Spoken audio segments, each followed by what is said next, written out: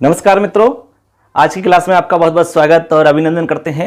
हमारी बीएसटीसी की अगली क्लास आज हम लेकर आए हैं। देखिए मित्रों, आज हम आपको बताने वाले हैं, संस्कृत में एक टॉपिक होता है प्रयत्न का। प्रयत्न आपने सुना होगा, प्रयत्न, ठीक है। ये जो टॉपिक है इसमें से भी आपके प्रश्न आते हैं। वैसे हमारा टॉपिक वर्ण से रिलेटेड है। हमने आपको वर्ण बताए थे, स्वर, व्यंजन, इसके अलावा उनके उच्चारण स्थान हमने जाने थे। तो यहाँ पर हम प्रयत्न भी जानेंगे, यानी कि किस वर्ण का कौन सा प्रयत्न होता है, ठीक है। तो सबसे पहले तो मित्रों हम आपको बताएंगे कि प्रयत्न होता क्या है, ठीक है। प्रयत्न को हम यत्न भी कह सकते हैं। देखिए, आपको समझाने की दृष्टि से यत्न का या प्रयत्न का मतलब होता है बच्चों प्रयास, या फिर हम कह सकते हैं श्रम, या कह सकते हैं परिश्रम, या कह सकते हैं हम कोशिश।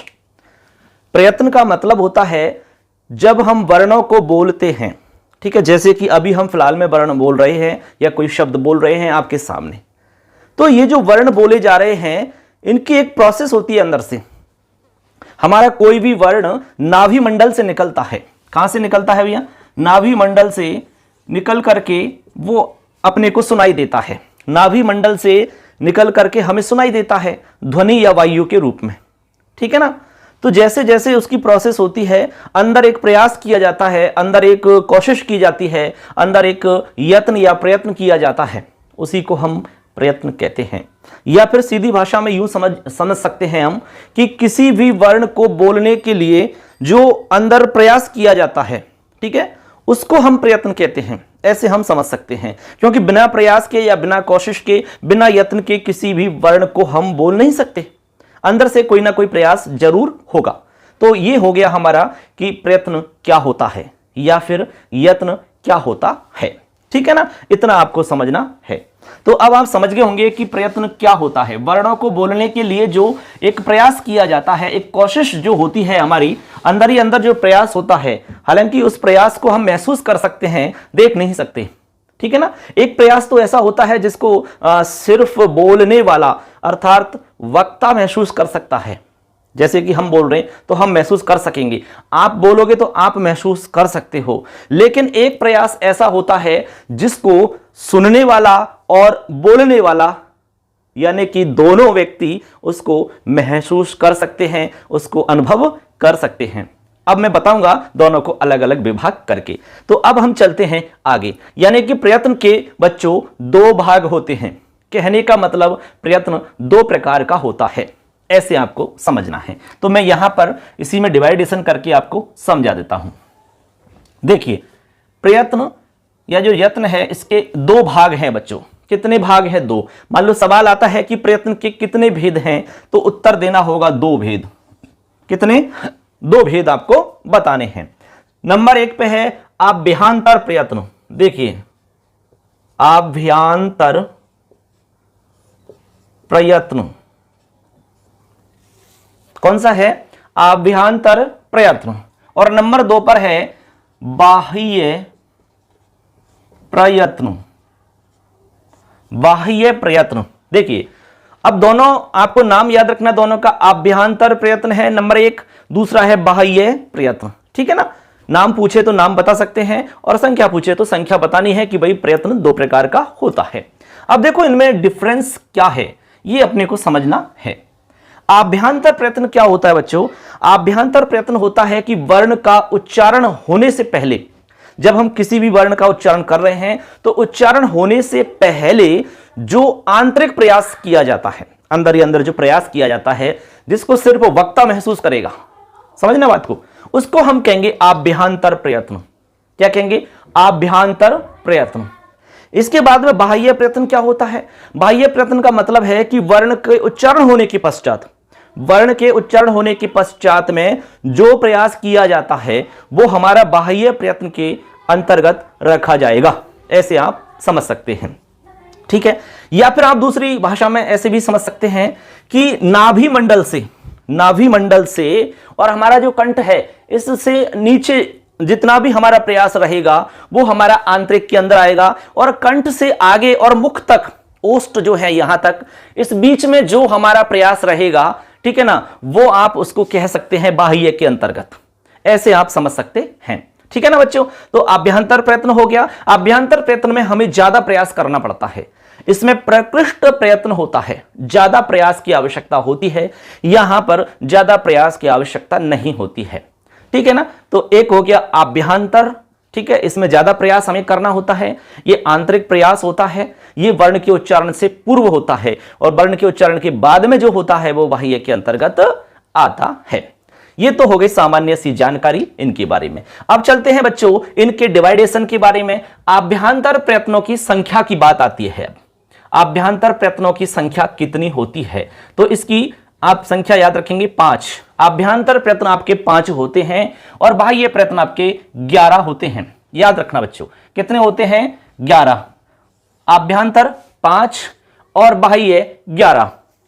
अब देखिए अभ्यंतर प्रयत्नों की संख्या जो 5 है, यहां पर कभी कभी आपको 4 भी मिल सकता है। अभी मैं दोनों को समझा दूंगा कि 4 और 5 का क्या फंडा है, बिल्कुल कंफ्यूजन नहीं रहेगा। देखिए दोस्तों, लघु सिद्धांत कौमुदी का आपने नाम सुना होगा।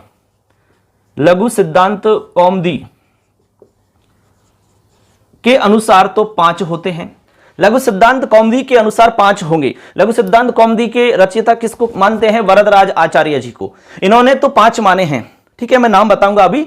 और यदि हम वैयाकरण सिद्धांत कौमुदी की बात करें, वैयाकरण सिद्धांत कौमुदी, ठीक है, वैयाकरण सिद्धांत कौमुदी की यदि बात करें तो वहां पर हमें 4 मिलेंगे। यानी कि वैयाकरण सिद्धांत कौमुदी में 4 स्वीकार किए गए हैं। इनके प्रणेता हैं भट्टोजी दीक्षित, इन्होंने 4 स्वीकार किए हैं। और लघु सिद्धांत कौमुदी में 5 स्वीकार किए गए हैं। क्या? अभ्यंतर प्रयत्न। यहां पर कोई ऐसा फंडा नहीं है, यहां 11 ही हैं। ठीक है ना, 11 हैं, आपको 11 ही ध्यान रखने हैं। इस लेवल पर आपको इतना समझना है। ठीक है, आगे आपको बहुत ज्यादा डिटेल में समझने की आवश्यकता नहीं है, मैं इनकी सामान्य जानकारी आपको अभी दूंगा। ठीक है ना। तो संख्या यदि पूछी जाए, मान लो एग्जाम में सवाल आ गया कि बाह्य प्रयत्न कितने होते हैं, उत्तर होगा 11, एकादश। यदि सवाल आया कि अभ्यंतर प्रयत्नों की संख्या कितनी है, तो उत्तर देना है आपको 5। क्या देना है? 5। यदि ऑप्शन में 5 नहीं है तब आपको 4 देना है। ठीक है ना, ऐसे आपको समझना होगा। अब मान लो आ गया कि निम्न में से कौन सा अभ्यंतर प्रयत्न नहीं है, ऐसा भी तो आ सकता है। निम्न में से कौन सा अभ्यंतर प्रयत्न है, या फिर निम्न में से कौन सा बाह्य प्रयत्न नहीं है, या फिर निम्न में से कौन सा बाह्य प्रयत्न है, ऐसे सवाल बन सकते हैं। इसका मतलब इनकी संख्या जो आपने याद की है, इनके नाम भी आपको याद होने चाहिए, तभी जाकर के हम सारे सवाल सही कर सकेंगे। मैं इसको मिटा देता हूं, आप लिख लेना, स्क्रीनशॉट ले लेना। ठीक है ना। अब हम इनके विभाग बताते हैं, अलग अलग नाम बताते हैं आपको कि यहां पर 5 नाम कौन से हैं और इधर आपके 11 नाम कौन से हैं। मैं आपको लिखकर बताता हूं, अच्छे से याद रखना है, समझना है। देखिए बच्चों, नंबर 1 स्पृष्ट। नंबर 1 है स्पृष्ट। कौन सा है? स्पृष्टम, ऐसे समझिए। नंबर 2 ईषद स्पृष्टम। ईषद स्पृष्टम। स्पृष्ट, ईषद स्पृष्ट, ईषद विवृत। ईषद विवृत। ठीक है। नंबर 4 विवृत और 5 और लास्ट संवृत। देखिए बच्चों, पहला हो गया हमारा स्पृष्ट, दूसरा ईषद स्पृष्ट, तीसरा ईषद विवृत, चौथा विवृत और 5वां संवृत। ये हमारे 5 क्या हो जाते हैं? ये हमारे 5 अभ्यंतर प्रयत्न है बच्चों। क्या है? अभ्यंतर प्रयत्न। स्पृष्ट, अभी हम जानेंगे स्पृष्ट अभ्यंतर प्रयत्न किन वर्णों का होता है। ईषद स्पृष्ट किन वर्णों का होता है, ईषद विवृत कौन से वर्णों का होता है, विवृत किन वर्णों का होता है और संवृत किस वर्ण का होता है, कब होता है, ये हम जानेंगे।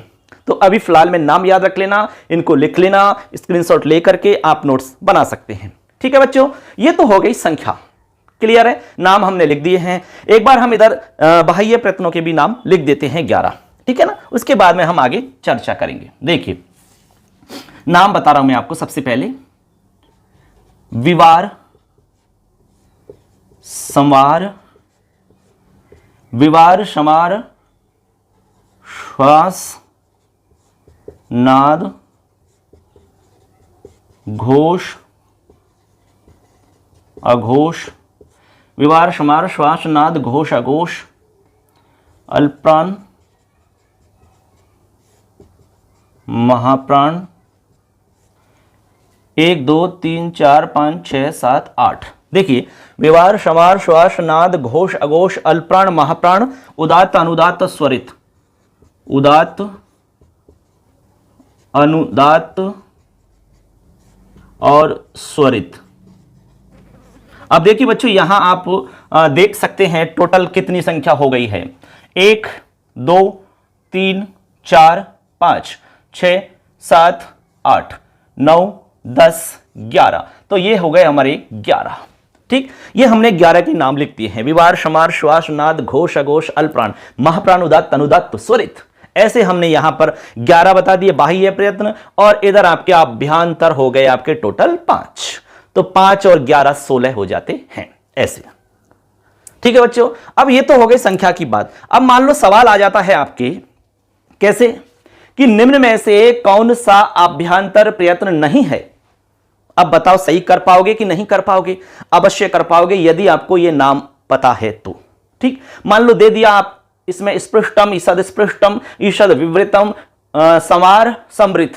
तो आपको पता है कि समार अभ्यांतर प्रयत्न में नहीं आता है, वो बाह्य में आता है। ऐसे निम्न में से कौन सा है, तो ये 5 हैं, इसके अलावा कोई भी नहीं होगा।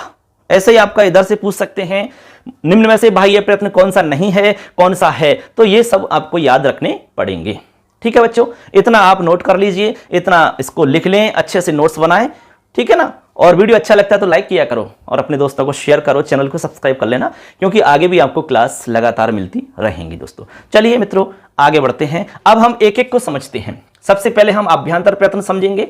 अभ्यांतर प्रयत्न में हम 5 को बताएंगे कि ये किस वर्ण का होता है, ये वाला किस वर्ण का होगा, ये किस वर्ण का होगा, ये किस वर्ण का होगा, ये किस वर्ण का होगा। ये तो हमें समझना ही होगा। ऐसे ही हम इनको समझेंगे। ठीक है, मैं एकदम शॉर्ट में बताऊंगा, एकदम सही तरीका से, आराम से समझ में आ जाएगा आपको। ट्रिक के माध्यम से आप समझ जाना, कोई प्रॉब्लम नहीं आएगी। चलिए हम अब एक एक को समझते हैं। मैं इसको साफ कर देता हूं। देखिए, चलिए बच्चों, अब हम एक एक को समझते हैं। यहां पर सबसे पहले हम अभ्यांतर समझ रहे हैं। तो सबसे पहला है हमारा स्पृष्टम। स्पृष्ट अभ्यांतर प्रयत्न किस वर्ण का होता है या किन वर्णों का होता है? तो यहां पर एक लाइन याद रखनी है आपको, स्पृष्टम प्रयत्नम स्पर्शानाम। स्पृष्ट जो प्रयत्न है आपका, ये बच्चों स्पर्श वर्णों का होता है। अच्छे से समझ लेना, स्पर्श वर्णों का होता है। एकदम शॉर्ट तरीका में आपको बता रहा हूं। स्पृष्टम जो आपका अभ्यांतर प्रयत्न है, यह अभ्यांतर प्रयत्न स्पर्श वर्णों का होगा। स्पर्श वर्णों का, और स्पर्श वर्ण में आपको ऑलरेडी बता चुका हूं। स्पर्श वर्ण में आपको ऑलरेडी बता चुका हूं। स्पर्श वर्ण दोस्तों कितने होते हैं? 25। आपको हम पहले ही बता चुके हैं, स्पर्श वर्णों की संख्या आपकी 25 होती है। ठीक है, हमने एक लाइन बताई थी, कादयो मावसानाः स्पर्शाः, यानी कि क से लेकर के म तक के जो वर्ण हैं उनको हम क्या कहते हैं? स्पर्श वर्ण कहते हैं। टोटल कितने हैं? 25 हैं। क ख ग घ ङ च छ ज झ य ट ठ ड ढ ण ट ठ ड ढ न त थ द ध न प फ व भ म। 5 लाइन है, एक लाइन में 5 वर्ण हैं, टोटल 25 हो जाते हैं। इन 25 वर्णों का अभ्यांतर प्रयत्न क्या होगा? स्पृष्ट होगा। बात को समझना। जैसे मान लो सवाल आ गया कि क वर्ण का आपको बताना है अभ्यांतर प्रयत्न। अब आप ये देखेंगे कि स्पर्श वर्ण में आता है कि क्या स्पर्श वर्ण में आता है या नहीं आता है, तो इसका अभ्यांतर प्रयत्न होगा स्पृष्ट।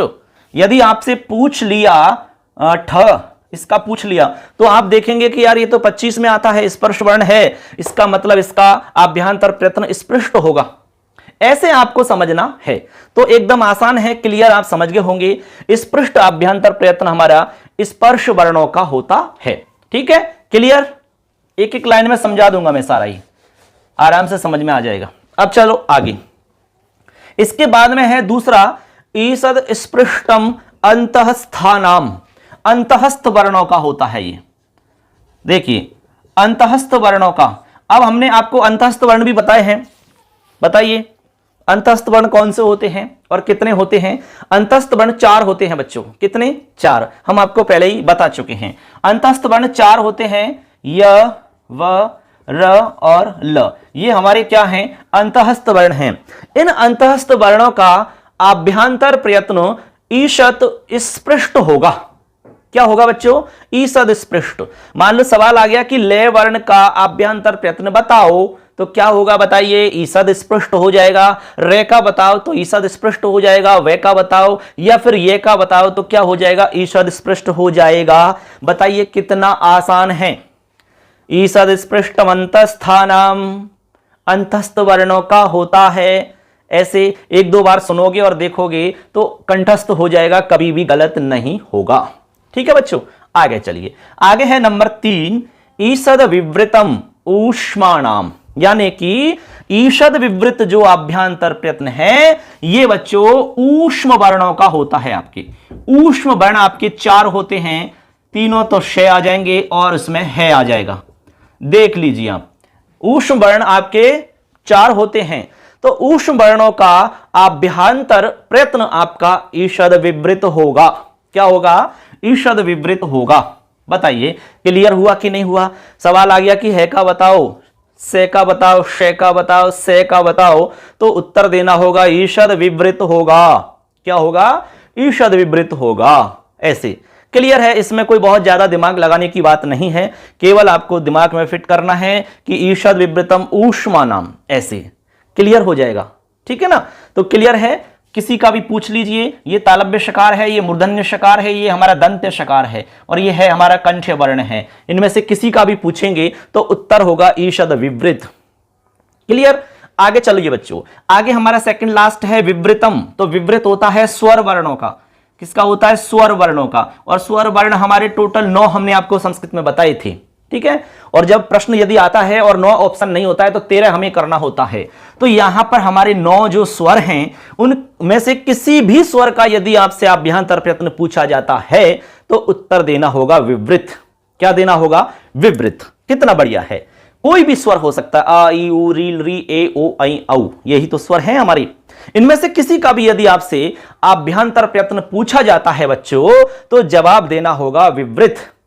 समझ गए बात को? यानी कि विवृत आभ्यंतर प्रयत्न आपका स्वर वर्णों का होता है। अब स्वर वर्ण आपको हम पहले ही पढ़ा चुके हैं, ये सारे ही वर्ण हम आपको पहले ही पढ़ा चुके हैं, इसीलिए हम आपको ये वाला टॉपिक अब पढ़ा रहे हैं। ठीक, आगे देखिए। अब लास्ट है हमारा संवृत। संवृत में क्या फंडा है सुनिए। संवृत जो है बच्चों ये ह्रस्व वर्ण, ह्रस्व ए का होता है। ह्रस्व ए। अब ह्रस्व ए की 2 कंडीशन है। अभी मैं इसको क्लियर करता हूं। देखिए मैं इसको मिटा देता हूं, आपने लिख लिया होगा, स्क्रीनशॉट ले लेना। देखिए मैं यहां पर इसको समझा रहा हूं संवृत की स्थिति क्या है। देखिए अब लास्ट हमारा बचा हुआ है, इसको मैं क्लियर करता हूं। ये जो संवृत है बच्चों ये संवृत होता है आपका ह्रस्व ए का। ह्रस्व ए। देखिए ह्रस्व ए की 2 कंडीशन है बच्चों, अच्छे से समझ लेना। आपको पता है हमने आपसे कहा कि विवृत स्वरों का होता है और ए हमारा स्वर में आता है, तो फिर ये संवृत अलग कैसे हो गया वो ही मैं समझा रहा हूं। देखिए ए की 2 कंडीशन होंगी। एक तो है प्रयोग दशा, प्रयोग दशा, ठीक है। इसके अलावा एक है प्रक्रिया दशा, प्रक्रिया दशा। 2 स्थिति बन गई।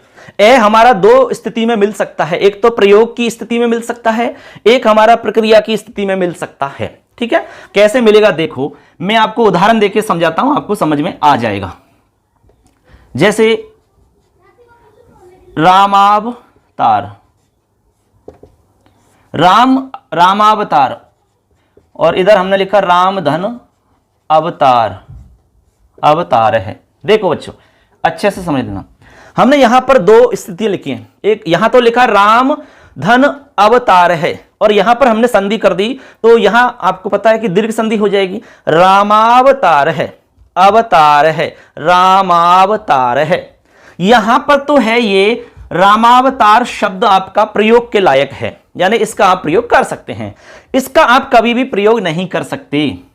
रामधन अवतार, रामधन अवतार है गच्छति, ऐसा कभी आप बोलोगे क्या? इसका आप प्रयोग करोगे क्या? नहीं करोगे, क्योंकि ये अभी प्रक्रिया के अधीन है।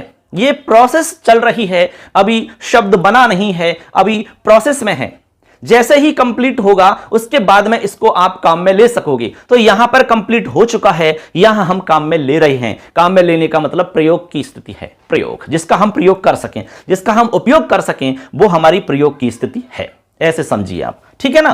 तो रामावतार है गच्छति, रामावतार जाता है। राम राम धन अवतार है गच्छति, ऐसा कभी भी प्रयोग नहीं होता। इसलिए ये तो प्रक्रिया की स्थिति है और ये आपकी प्रयोग की स्थिति है। अब आप देखेंगे बच्चों, यहां पर देखिए राम में ए है कि नहीं, बताओ, बताइए आप। और यहां भी ए है, देखो ए।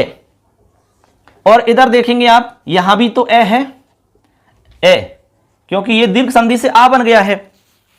अब आप देखेंगे कि यहां भी ए और यहां भी ए, यानी ह्रस्व ए यहां भी है, ह्रस्व ए आपका यहां भी है, लेकिन दो तरह का है ये। एक में तो आपका प्रयोग दशा का है और एक में आपका प्रक्रिया दशा का है। अब आप आगे की बात सुनो।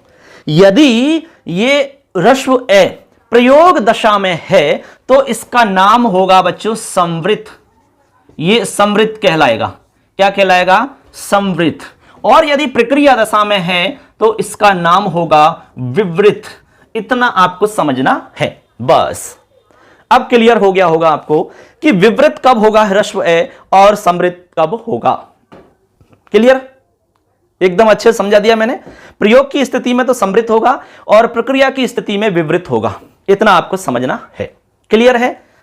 अब कोई इसमें डाउट है तो आप सवाल कर सकते हैं। वैसे हमने प्रयास पूरा किया है कि भाई आपको समझ में आ जाना चाहिए। देखो, अब मैं दोबारा से एक बार रिवीजन कर देता हूं। स्पृष्ट हमने कहा कि स्पर्श वर्णों का होता है। स्पर्श वर्ण आपकी संख्या में 25 होते हैं, ऑलरेडी बता चुके हैं, ठीक है ना। इसके बाद में ईषद स्पृष्ट अंतस्थ वर्णों का होता है। अंतस्थ वर्ण 4 होते हैं।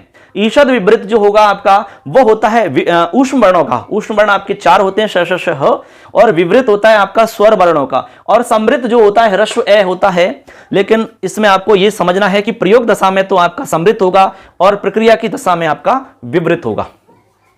अब आपको इसमें से कैसा भी सवाल आएगा तो वो गलत नहीं होगा, क्योंकि मैंने आपको सारा कुछ अच्छे से समझा दिया है और आपको समझ में भी आ गया होगा। ठीक है बच्चों, वीडियो कैसा लगता है आप जरूर बताना। अच्छा लगे तो लाइक करना, अपने दोस्तों को शेयर करना और चैनल को जरूर सब्सक्राइब करना यार, क्योंकि चैनल को सब्सक्राइब नहीं करोगे तो फिर अगला वीडियो आपको कैसे मिलेगा।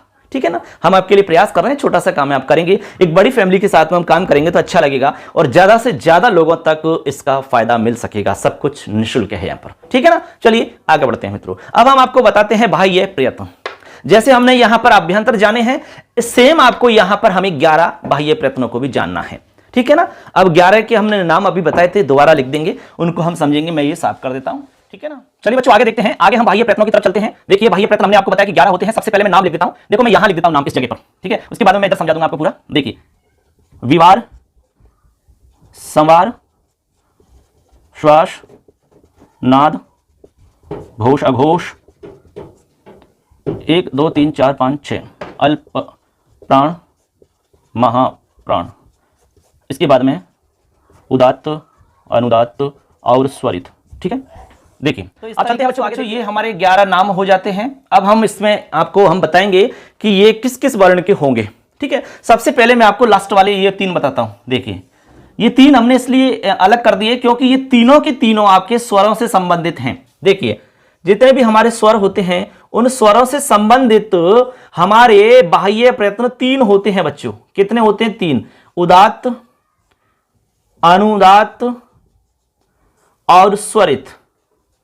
ये तीनों के तीनों स्वर आपको पता है कि वेदों में काम आते हैं। वैदिक स्वर हैं ये, वेदों के अंदर काम आते हैं। ज्यादा इसमें डिटेल से समझने की आवश्यकता नहीं है, केवल नाम मात्र आपको समझना है कि बाह्य प्रयत्नों में हमारे 3 जो बाह्य प्रयत्न हैं वो स्वरों से संबंधित हैं, ठीक है। यदि सवाल आता है कि कितने बाह्य प्रयत्न स्वरों से संबंधित हैं तो उत्तर देना होगा 3।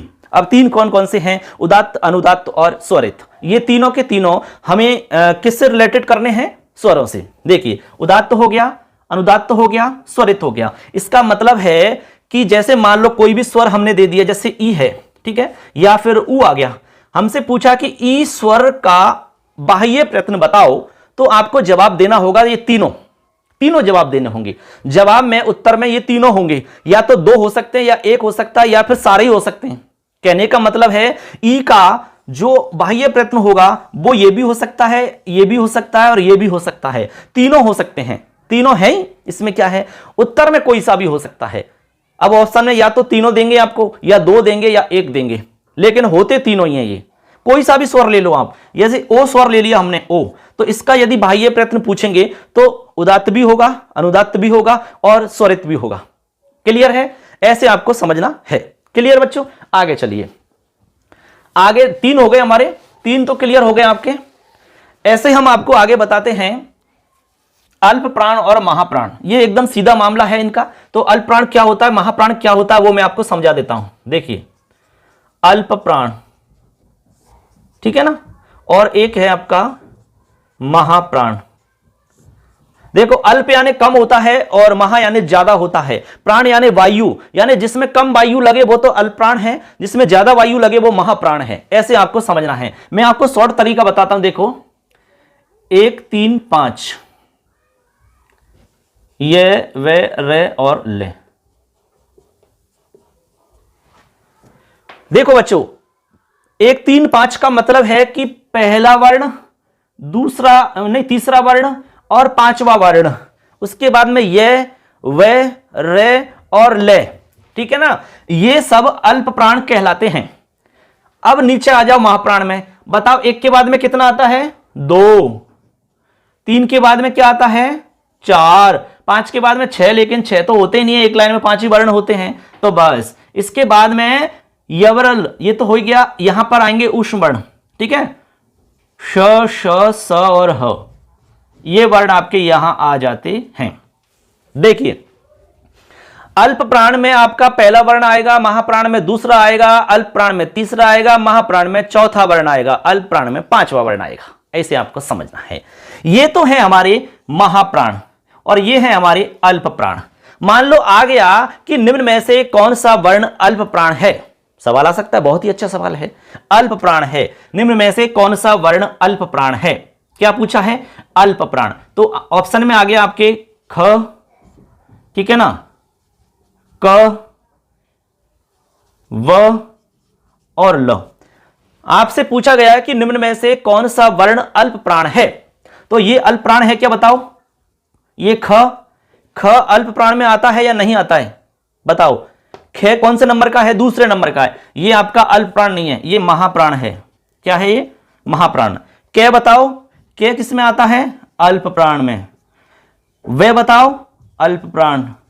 ले बताओ, अल्प प्राण। ऐसे, तो ऐसे आपको क्लियर होना चाहिए। सवाल कैसे भी पूछ ले, किसी भी तरीका से पूछ ले, मिलान करने के लिए आ जाए। मान लो एक तरफ अल्प प्राण दे दें आपको, ठीक है, एक तरफ महाप्राण दे दें, और इधर आपको दे दिया क, इधर दे दिया मान लो कुछ भी दे दिया, जैसे ग च दे दिया, ठीक है ना। आपस में मिलान करना इनका कि भाई अल्प प्राण से अल्प प्राण का मिलान करो, महाप्राण का महाप्राण से मिलान करो। ऐसे सवाल आ सकते हैं कोई भी। तो ऐसे करके आप समझ गए होंगे कि अल्प प्राण कौन सा होता है, महाप्राण कौन सा होता है, ठीक है ना। अल्प प्राण के अंदर पहला, तीसरा, पांचवा और य व र ल। महाप्राण के अंदर दूसरा, चौथा और 3 प्रकार के स और ह, ये वर्ण इसमें शामिल होते हैं। ऐसे करके हमारा अल्प प्राण हो जाता है, महाप्राण हो जाता है। अब हमारे 6 बच गए, ठीक है। अब 6 को भी मैं बता देता हूं। देखिए, आगे सुनो आप। पहला वर्ण और दूसरा वर्ण, ठीक है, और तीनों से देखो, श श स और विसर्ग। ये देखो आप, ये जो हमने लिखे हैं, यानी कि पहला वर्ण, पहले का मतलब है कि हमारे जो 5 वर्ग हैं, ठीक है, 5 वर्ग हमने आपको पहले बताए, कु, चू, टू, तू और पू। ये हमारे 5 वर्ग हैं और इसमें आपके 5 वर्ण होते हैं। इसमें भी 5, इसमें भी 5, इसमें भी 5, इसमें भी 5। ऐसे समझो आप, ठीक है। संख्या का मतलब समझे कि नहीं समझे आप? जैसे क, ख, ग, घ और ङ। तो 1 2 3 4 5, ऐसे है संख्या का मतलब ये, ठीक है। ऐसे समझ लेना आप सारी लाइनों का। तो यहां पर हमने लिखा है 1 2, 1 2 का मतलब है ये। अब ये सभी लाइनों में आपको देखना है। ये हमने कै की लाइन लिखी, च की लाइन में भी ऐसे ही देखना है, पै की लाइन में भी, टै की लाइन में, तै की लाइन में, सब लाइनों में आपको सेम देखना है, ठीक है ना। अब देखो 1 और 2, सभी 1 2 सभी लाइनों के। इसके अलावा आपका तालव्य शकार, मूर्धन्य शकार और आपका दंत्य सकार और आपका विसर्ग। इनका बाह्य प्रयत्न 3 होते हैं। इनके बाह्य प्रयत्न 3 होते हैं। कौन कौन से होते हैं? देखो आप सुनो अब। अघोष, विवार और श्वास। देखो बच्चों, 1 2 मतलब पहला वर्ण, दूसरा वर्ण, इसके अलावा तीनों प्रकार के स और विसर्ग, इन सब वर्णों के बाह्य प्रयत्न यदि आपसे पूछे जाएं तो बाह्य प्रयत्न 3 होंगे। एक तो अघोष, विवार और श्वास। ऐसे ध्यान रखने हैं आपको। समझ गए बात को? देखो, एक तो आ गया अघोष, ये आ गया, इसके बाद में आ गया विवार और एक आ गया आपका श्वास। समझ गए? 3 बच गए हमारे। अब तो अब मान लो पूछ लिया आपसे कि इस शय का आपको बताना है बाह्य प्रयत्न, तो ये 3 बैठे हुए हैं, तीनों बताने हैं आपको। इसका पूछ लिया तो तीनों बताने हैं। मान लो कै का पूछ लिया तो आपको कै का मतलब पहला है, तो ये तीनों ही होंगे। देख लो आप, तीनों ही होंगे, ऐसे समझना है आपको। ऐसे ही आपको आगे देखने हैं, 3 और बचे हुए हैं हमारे, तो उसके अंदर याद रखने तीसरा, चौथा और 5वां वर्ण। ठीक है? और इसके बाद में ह य व र ल, ह य व र ल, ये आपको वर्ण ध्यान रखने हैं। देखिए, ये है, अगला बता रहा हूं मैं। तीसरा वर्ण, चौथा वर्ण, 5वां वर्ण है ये व र ल। इन सभी वर्णों के बाह्य प्रयत्न 3 होते हैं बच्चों। कितने होते हैं? 3। कौन कौन से होते हैं? सुन लो। संवार, नाद और घोष। यानी कि ये वर्ण आपके घोष वर्ण कहलाएंगे, या फिर नाद वर्ण कहलाएंगे, या समार कहलाएंगे। मान लो पूछ लिया कि है का बाह्य प्रयत्न बताओ, तो 3 होंगे। समार, नाद, घोष तीनों होंगे। वे का बताओ तो तीनों होंगे। रे का बताओ तो तीनों होंगे। ले का बताओ तो तीनों होंगे। ऐसे करके आपके सारे ही हमने बता दिए हैं। तो टोटल यहां 11 बाह्य प्रयत्न हमने आपको समझा दिए अच्छे से, क्लियर करके। ठीक है? सबसे पहले हमने आपको बताया उदात्त, अनुदात्त और स्वरित। उदात्त, अनुदात्त, स्वरित आपके स्वरों के होते हैं। उदात्त, अनुदात्त और स्वरित, जितने भी हमारे स्वर हैं, उन स्वरों के बाह्य प्रयत्न की बात पूछी जाती है तो आपको जवाब देना है उदात्त, अनुदात्त, स्वरित। इसके बाद में हमने कहा कि अल्प प्राण कौन से होते हैं, तो अल्प प्राण में पहला, तीसरा, 5वां और य व र ल। इसके बाद में महाप्राण में दूसरा वर्ण, चौथा वर्ण और तीनों प्रकार के स, श, श, स, ह और ये 4 वर्ण हो गए। इसके बाद में आगे चलो, आगे हमने आपको बताया पहला, दूसरा, श, श, स और विसर्ग। इनका जो बाह्य प्रयत्न होगा वो होगा अघोष, विवार और श्वास। ठीक है? इसके बाद में लास्ट बच गए 3, तो इसमें याद रखना है तीसरा, चौथा वर्ण और 5वां वर्ण है ये व र ल। इनका होगा समार, नाद, घोष।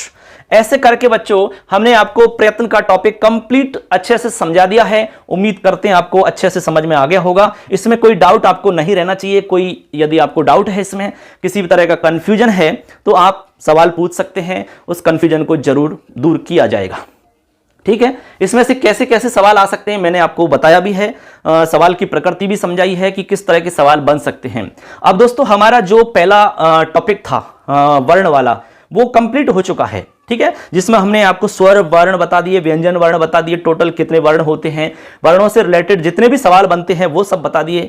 उच्चारण स्थान आपको हमने समझा दिया अच्छे से। इसके बाद में हमने आपको प्रयत्न बता दिया है और आपको जो सामान्य बातें हैं वो भी आपको हमने समझा दी हैं। अब हम आगे चलेंगे। शब्द रूप है, धातु रूप है, इसके अलावा संधि, समास, कारक, प्रत्यय, लिंग, वचन और उपसर्ग, ये हमारे टॉपिक बचे हुए हैं। इनमें से हम देखेंगे जो भी टॉपिक रहेगा आगे, वो आपको आगे हम लेकर आएंगे। तो आज की क्लास हमारी कैसी लगी जरूर हमें बताना, और कोई भी सवाल है तो आप जरूर पूछा करें। चैनल को जरूर सब्सक्राइब करना यार, क्योंकि सब्सक्राइब नहीं करोगे तो आपको इसका लाभ कैसे मिलेगा। हम तो यही चाहते हैं कि संस्कृत ज्यादा से ज्यादा विद्यार्थियों को समझ में आए और एकदम सरल तरीका से समझ में आए, जिससे आपकी जो परेशानी है संस्कृत को लेकर के बिल्कुल नहीं होगी। एक विद्यार्थी ने आज हमें कमेंट, देखो बच्चों, एक सवाल आया था आज हमारे पास। किसी ने पूछा कि सर हमें ये बताइए कि कौन सा सब्जेक्ट हमें लेना चाहिए, बीएसटीसी के फॉर्म में भरना चाहिए, जिससे कि हमें बहुत अच्छा रहेगा, हम ज़्यादा नंबर ला सकेंगे। ऐसा देखिए, मैं आपको सबके लिए सेम नहीं बता सकता भाई, ये आपकी रुचि के ऊपर डिपेंड करता है। किसी को मान लो संस्कृत बहुत अच्छी लगती है, संस्कृत अच्छी समझ में आती है, तो आप लैंग्वेज में संस्कृत ले सकते हैं। यदि किसी को हिंदी अच्छी लगती है, हिंदी अच्छे समझ में आती है, तो आप हिंदी ले सकते हैं, कोई प्रॉब्लम नहीं है। ठीक है? अब वैसे तो आप जानते हैं कि 4 चीज़ तो कॉमन है वो तो आपको लेनी ही पड़ेंगी, उसमें तो कोई संशय ही नहीं है। जैसे कि रीजनिंग सबकी आएगी, कंपलसरी है। इसके बाद में राजस्थान का जीके सेम है, शिक्षण अभिक्षमता सेम है, और अंग्रेजी के जो 20 क्वेश्चन आने वाले हैं वो सेम है। बचे केवल आपके दो चीज, यानी कि आपको लैंग्वेज बच रही है हिंदी और संस्कृत। इसमें से आपको एक लेनी है, या तो आप हिंदी लीजिए, हिंदी लोगे तो 30 क्वेश्चन हिंदी के आएंगे, और संस्कृत लोगे तो संस्कृत के 30 क्वेश्चन आपको करने होंगे। लेकिन इसमें भी हमने आपको समझा दिया अच्छे से कि भैया फॉर्म भरो तो उसमें आपको सेलेक्ट करना है। यदि संस्कृत सेलेक्ट करते हैं तो संस्कृत जो कॉलेज हैं उनमें एडमिशन आपका हो सकेगा। हिंदी सेलेक्ट करते हैं तो जनरल जो आपके कॉलेज हैं उनमें एडमिशन हो सकेगा। यदि आप दोनों का ऑप्शन चयन करते हैं, बोथ का ऑप्शन, तो आपको पेपर में संस्कृत के क्वेश्चन ही करने पड़ेंगे, ये बिल्कुल फिक्स है। ठीक है, एडमिशन आप किसी में ले लो, लेकिन पेपर के अंदर संस्कृत वाले क्वेश्चन ही आपको करने पड़ेंगे। ये उसमें अंतर है, मैं आपको सारा कुछ ऑलरेडी समझा चुका हूं। ठीक है दोस्तों, मिलेंगे अगली क्लास में। सबके लिए शुभकामनाएं, अच्छे से तैयारी करें। एग्जाम का शेड्यूल आपका फिक्स हो चुका है, एग्जाम का मंथ आपका फिक्स हो चुका है, बहुत जल्द फॉर्म स्टार्ट आपके हो जाएंगे। सबके लिए धन्यवाद। जय हिंद, वंदे मातरम, जय तु भारतम, जय तु संस्कृत।